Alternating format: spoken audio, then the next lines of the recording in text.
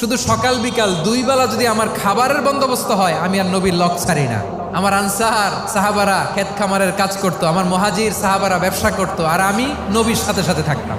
5374টা হাদিস তিনি বর্ণনা করেছেন। সবচেয়ে বেশি হাদিস বর্ণনাকারী সাহাবী আবু হুরায়রা রাদিয়াল্লাহু তাআলা।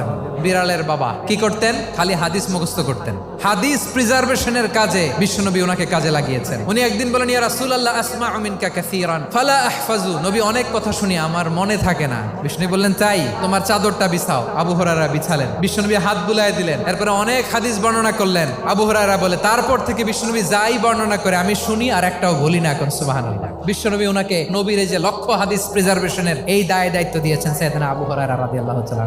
আপনারা কি খেয়াল করেছেন কত বড় চৌকস ট্যালেন্ট হান্টার ছিল আমার নবী? এক একজনের এক এক ট্যালেন্ট, এক একজনকে এক এক দায়িত্ব দিয়েছেন, এক একজনের প্রতিভাকে এক একভাবে বিকশিত হওয়ার সুযোগ দিয়েছেন। আওয়াজ করে বলেন ঠিক কি না?